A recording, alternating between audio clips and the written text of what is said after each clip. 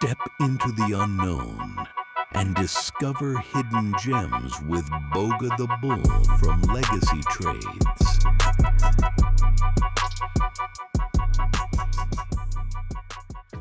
Hey, what is up, guys? We are back at it again, and I've got another play here ready to go.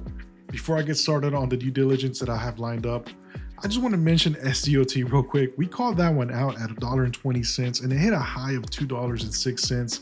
So if you took that trade with me at the time I dropped the video, you should have banked hard with a 70% move altogether. That is what happens when people are not paying attention to plays that check all the boxes to go crazy. I always look for multiple boxes to get checked. The more boxes, the more potential, obviously, for a squeeze. So now let's talk about ATER, Ethereum. This is a tech-enabled consumer products platform. Basically, they develop and acquire e-commerce brands and use AI-driven tools to optimize pricing, supply chain, and demand across marketplaces like Amazon, Walmart, and Temu.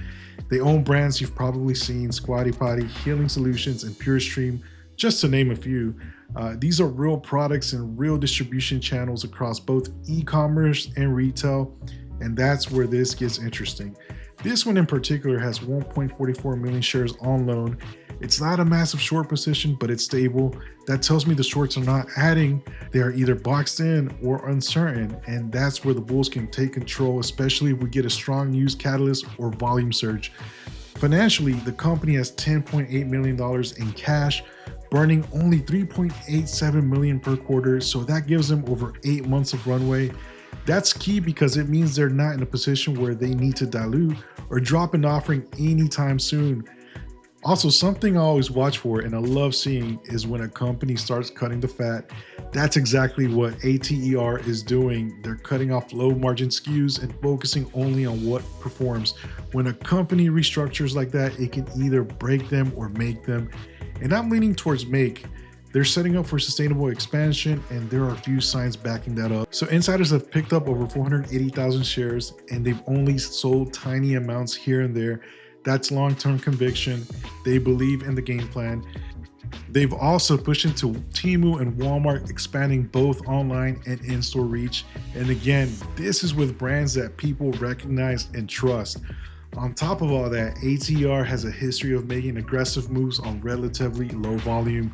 You don't need some crazy PR or 10 million volume spike. Retail sentiment alone can light the fuse.